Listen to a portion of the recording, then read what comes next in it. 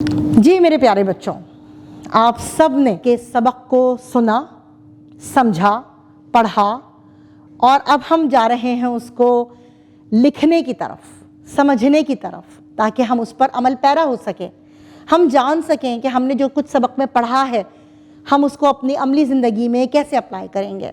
تو آتے ہیں ہم اپنے سبق کی مشق کی طرف، جس میں ہم کریں گے چھوٹے سوالات مختصر اور کچھ تفصیلی جوابات۔ سبق نمبر 4، بری عادات سے اجتناب، چوری، غصب اور دھوکہ دہی۔ پیارے بچوں، ہم نے اس کے بارے میں بہت اچھی طریقے سے سمجھا، جانا اور پڑھا۔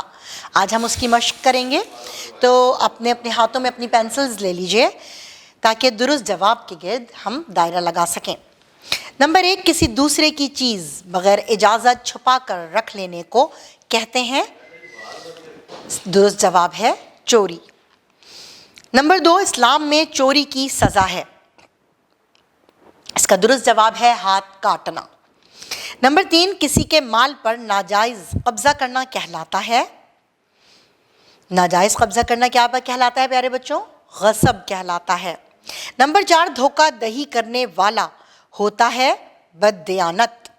نمبر 5، جو چیز ہمیں گری پڑی ملے اسے شریعت میں کہتے ہیں لقطہ۔ اب آتے ہیں مختصر جواب کی طرف۔ سوال نمبر 1، چوری کا مفہوم بیان کریں۔ اس کا جواب آپ صفحہ نمبر 61 پر پہلی لائن میں ملے گا۔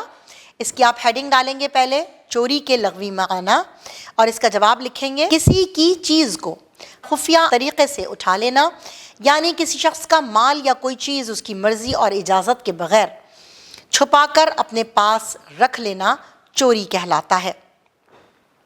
یہ چوری کا مفہوم تھا۔ اب آتے ہیں غصب سے کیا مراد ہے۔ اس کا جواب صفحہ نمبر 61 پر ہی موجود ہے۔ آپ اس کی ہیڈنگ ڈالیں گے غصب، اور اس کے بعد اس کی پہلی ہی لائن میں اس کا جواب موجود ہے کہ غصب بھی چوری کی ایک شکل ہے۔ غصب کے لغوی معنی ہے کسی چیز کو ظلم اور زیادتی سے لینا۔ کسی کی چیز یا مال چھیننا یا دبا لینا غصب کہلاتا ہے۔ سوال نمبر 3، دھوکہ دہی کی مذمت کے بارے میں ایک حدیث کا ترجمہ لکھیں۔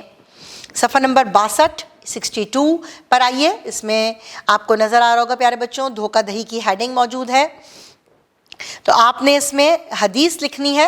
تو حدیث یہاں پر موجود ہے کہ اسلام میں دھوکہ دہی اور بددیانتی کی سخت مذمت کی گئی ہے۔ رسول اللہ خاتم النبیین صلی اللہ علیہ وعلی آلہ وصحبہ وسلم نے فرمایا، لا ایمان لمن لا امانۃ لہ، جس میں امانت داری نہیں اس کا کوئی ایمان نہیں۔ آپ نے بس اتنا ہی حدیث کا ترجمہ لکھنا ہے۔ اس کے بعد سوال نمبر 4 آ جاتا ہے، لقطہ کسے کہتے ہیں اور اس کے متعلق کیا حکم ہے۔ صفحہ نمبر 62 پر لقطہ کی ہیڈنگ دیکھیے گا کہ لقطہ کہتے کس کو ہیں، کہ کوئی چیز جو ہمیں گری پڑی ملے اسے لقطہ کہتے ہیں، اور لقطہ کا حکم کیا ہے کہ اگر وہ چیز قیمتی ہے تو اسے حفاظت کے ساتھ اٹھا کر مالک تک پہنچا دیا جائے، اور اگر مالک تک پہنچانے کی امید ختم ہو جائے تو وہ کسی فقیر کو بطور صدقہ دے دی جائے، اور اگر وہ چیز معمولی ہو تو اسے استعمال کرنے میں کوئی حرج نہیں، البتہ اگر اس کا مالک مل جائے تو اسے وہ چیز واپس کر دینی چاہیے۔ تو یہی حکم ہے لقطہ کے بارے میں۔ سوال نمبر 5، اسلام میں چوری کی کیا سزا مقرر کی گئی ہے؟ تو پیارے بچوں، اس سوال کا جواب ہے صفحہ نمبر 61 پر موجود۔ پہلے پیراگراف کی آخری لائن دیکھیے گا، دین اسلام میں چور کے لیے سخت سزا مقرر کی گئی ہے۔ سورۃ المائدہ کی آیت ہے 38، اللہ تعالیٰ کا ارشاد ہے، اور چوری کرنے والا مرد اور چوری کرنے والی عورت تو ان دونوں کے ہاتھ کاٹ دو، اس جرم کی سزا میں جو ان دونوں نے کمایا۔ اب آتے ہیں دیے ہوئے سوال کے تفصیل سے جواب کی طرف۔ سوال نمبر 1، قرآن و سنت کی روشنی میں چوری اور اس کی سزا کی وضاحت کریں۔ اس سوال کا جواب آپ کو ملے گا صفحہ نمبر 61 پر، پہلی لائن کے بعد جو دوسری لائن شروع ہو رہی ہے، کیونکہ آپ نے قرآن و سنت کی روشنی میں بیان کرنا ہے، تو قرآن مجید میں چوری کو سرقہ اور چوری کرنے والے کو سارق کہا جاتا ہے، اور یہ بہت ہی برا عمل ہے اور اللہ تعالیٰ کو سخت ناپسند ہے۔ یہاں سے لے کر جو صحیح بخاری کی حدیث ہے کہ اللہ تعالیٰ نے چوری کرنے والے پر لعنت فرمائی ہے۔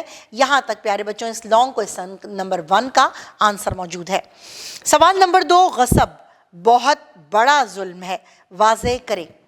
آپ صفحہ نمبر 61 پر دیکھیے کہ غصب کی ہیڈنگ موجود ہے اور یہیں پر آپ اس کو تقریباً پورا اپنے الفاظ میں بیان کر دیں گے، جس میں غصب کے لغوی معنی بھی آ جائیں گے، قرآن و حدیث کے حوالے سے اس کی مذمت بھی آ جائے گی، اور ساتھ ساتھ غاصب کے بارے میں بھی آ جائے گا کہ وہ لوگوں کو حقیر سمجھتا ہے، ان کے حقوق کی پرواہ کیے بغیر ان کے مال پر حق قبضہ کر لیتا ہے۔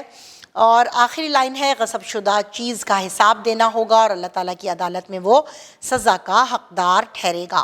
یہاں تک سوال نمبر 2 کا جواب موجود ہے۔ سوال نمبر 3، دھوکہ دہی کے متعلق اسلام کی تعلیمات واضح کریں۔ صفحہ نمبر 62 پر ہی اس کا جواب موجود ہے۔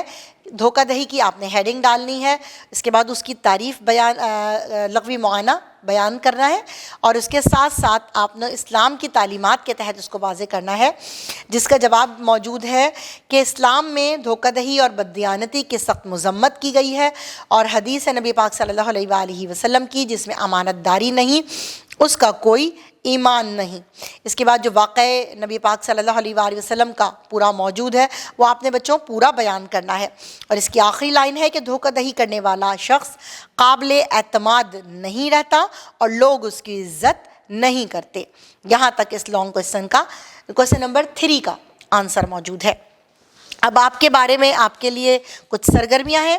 نمبر 1 کہ روزمرہ زندگی میں چوری، غصب، دھوکہ دہی کی مختلف صورتوں، مثلا نقل کرنا جس کو آپ کہتے ہیں چیٹنگ کرنا، دوسروں کی چیزیں بلا اجازت لے لینا پر مشتمل آپ ان کا چارٹ بنائیں گے اور کمرہ جماعت میں آویزاں کریں گے۔ کمرہ جماعت میں چوری سے اجتناب پر ایک خاکہ پیش کریں گے۔ رہنمائی اساتذہ میں ہے کہ طلباء کو قرآن و سنت کی روشنی میں چوری، غصب اور دھوکہ دہی کی وضاحت کریں اور روزمرہ زندگی میں ان ناپسندیدہ کاموں سے بچنے کی ترغیب دلائیں۔ ایک خاکہ رول پلے منعقد کروائیں جس میں جو چوری، غصب اور دھوکہ دہی کی مذمت ہو۔ تو پیارے بچوں، امید کرتی ہوں کہ آپ کو بہت اچھی طریقے سے یہ سبق سمجھ میں آ گیا ہوگا۔ اس کے ساتھ ہی اجازت چاہتے ہیں۔ مجھے پوری امید ہے اچھی طریقے سے آپ کو یہ سمجھ میں آ گیا ہوگا۔ امید کرتی ہوں کہ آپ اس سبق سے بہت کچھ سیکھیں گے اور سمجھیں گے اور اپنے چھوٹے بہن بھائیوں کو بھی سکھائیں گے۔ اسی کے ساتھ ملتے ہیں۔ اللہ حافظ۔